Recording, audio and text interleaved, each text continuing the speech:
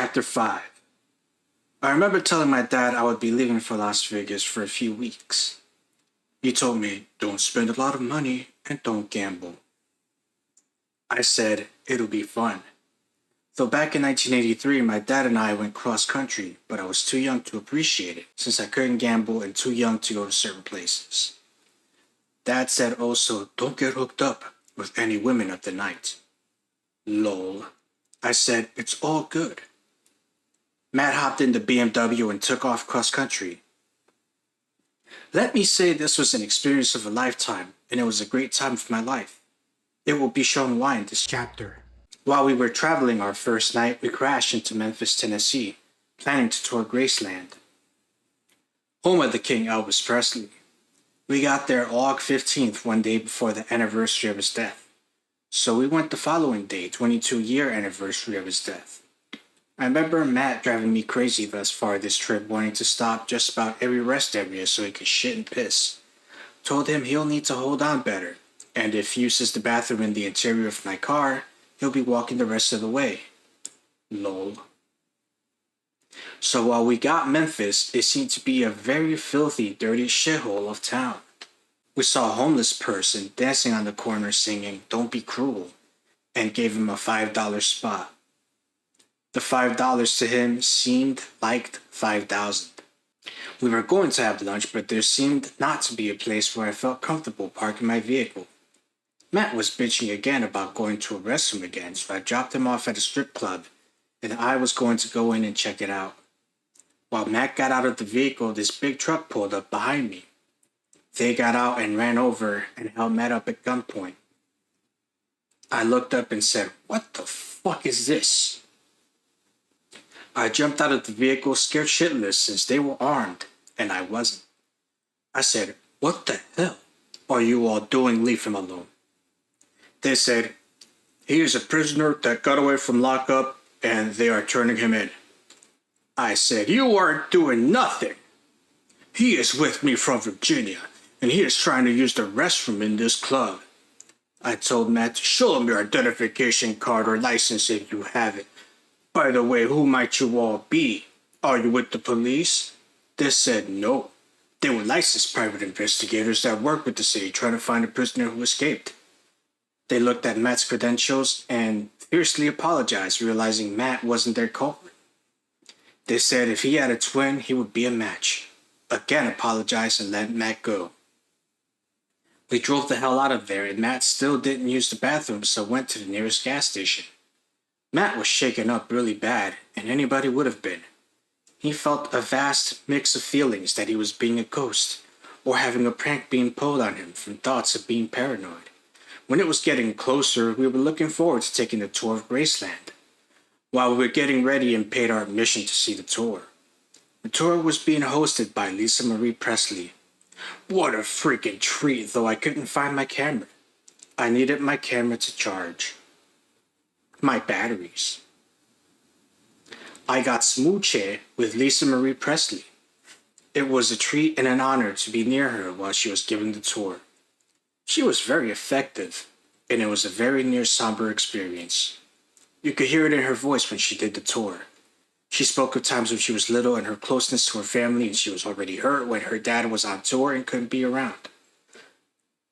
She explained how she felt when she was alone and also when she was little. Different gold-plated albums laid in cases along while Elvis' wardrobe attire was also sealed in cases in the closet, showing his array of clothing he used to wear when he performed on stage. The tour was sobering and educational, and you could feel his presence in the room while his daughter was talking. Lisa gave a great tour, and at the end, you saw his resting place, where he laid R.I.P. in the resting area. Very emotional, and you could feel Elvis in the room throughout. Elvis was America's favorite entertainer, so most people found him to be #1 entertainer of all time. At the end of the tour, I embraced Lisa and only wished I had my camera. We were being told by management no pictures can be taken. That didn't stop people from sneaking a few shots. Anyway, after Graceland, we went back on the road and planned to be making more tracks. We made good time because we went through Texas with our goal to crash in New Mexico, Albuquerque. I was driving for literally 2 days straight. We crashed in New Mexico and had made excellent time. Went to the strip club the Gentleman's Club. Little seedy, but just the way I like it. Lady took a liking to me, or should I say to my wallet, but since that wallet was attached to me, she showed me a great time. We went into this private room where lap dances were $10 for 2 songs, $5 per song. Rates were extremely affordable for the Gentleman's Club. $5 a song, which is really never heard of. Forget the lady's name, but the only thing I was concerned about was her massaging my penis, putting cream on my tip. It was Christmas, New Year's, and Valentine's Day all wrapped in one. I gave Matt money to do his own thing and not to bother me. It was a great times to be had in New Mexico, and that trend continued while we got closer to the city of neon. Viva Las Vegas. After we left to tea. The Gentleman's Club, we traveled on Route 40 west with about 5 hours more to get to the Hoover Dam connected Arizona and Nevada together. While we traveled, we went through the Grand Canyon and drove by the Petrified Forest where the story of everything being still and not moving. Arizona seemed to be a wild state with a lot of Indian reservations and majestic beauty and mountains and dry heat throughout with no humidity at all to be spoken about. Once we got to Nevada, we went through this dam called Hoover Dam and finally reached a sign saying La Vegas 50 miles away. Getting excited and round up since this was the actual first time ever experiencing Vegas, not counting with my dad in 1983 because I was a minor. Finally, we could see miles and miles of city neon lights saying this casino and that casino. We finally were in the city limits. Drove a few miles more, and then we got on Las Vegas Boulevard. After all of that, we felt we finally drove to our hotel. Place called Key Largo Hotel, which to this day is no longer in business. Crashed and planned to take in all the scenes of Viva Las Vegas. Original plan was to stay there 2 weeks. We stayed longer, or should I say, I stayed longer. I was already going to the casinos gambling and Poultry was in motion because I laid a $10 chip on $1,000 space and instantly won $1,000 on the first spin through the wheel. Bam, I felt like a baby in a candy store. On the first night of being there, Matt was bitching that he didn't have a lot of money and wanted to be given an allowance for helping me bet on a sportsbook on baseball.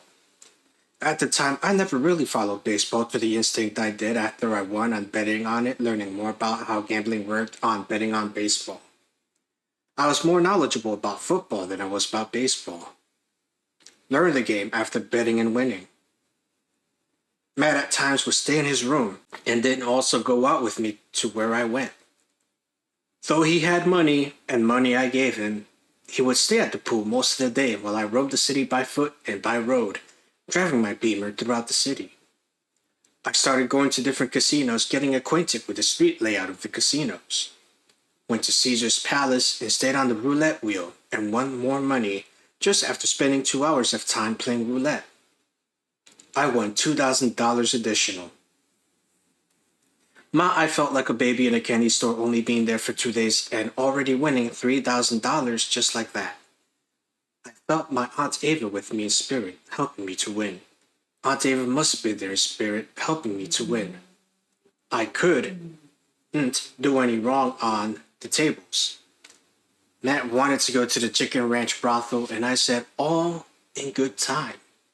He kept nagging the fuck out of me going on our second night, so I said, all right. We drove out of the limits of Vegas to Pahrump, Nevada, which is a 45-minute drive out of Vegas, and where prostitution was legal. It was pitch dark, and we drove in the desert. Through the GPS, we got lost. We drove through a desert and noticed we came to desert land with no businesses, no nothing.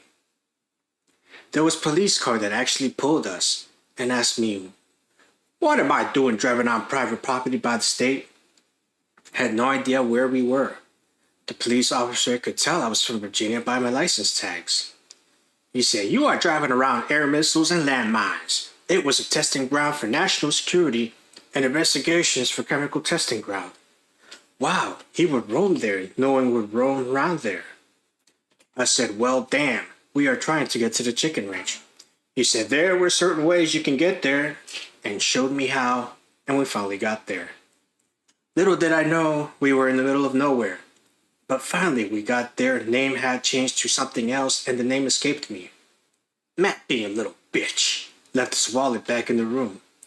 I ended up spending on him as well as myself $1,600. Little bitch weaseled his way from paying for his own encounters. The ladies all stood in line. The girl in the back on the intercom said the girls will mention their name only once. If you want them, walk up to them and follow them to their room. I was pissed off not only because Matt pulling a fast one on me, but know I paid by my debit card and have no idea how many times they might have ran my card. Learned my lesson for real, to only pay by cash. Of course, it didn't help to find out later Matt couldn't pay me back because he didn't have that much money. He kept saying, I'll help you make the baseball picks. I said, oh really? Well, they better hit. After the romp in the hay lasted for about less than an hour, so got ripped off from that as well. The lady of the evening said, you nutted and it took an hour, so it's based on how long it takes you get your rocks off. I said to her, I should be able to get my rocks off multiple times totaling an hour's worth of time. Matt was grinning cheek to cheek and said to me, he was able to bust several loads on the lady he had when I could only bust one load. I said I was going to leave his ass at the brothel and he can walk his way back to Virginia. He started really getting on my nerves. Later on, we got back to Las Vegas and I left him at the hotel room and I looked around for a cozy yet seated club to end up hanging out there.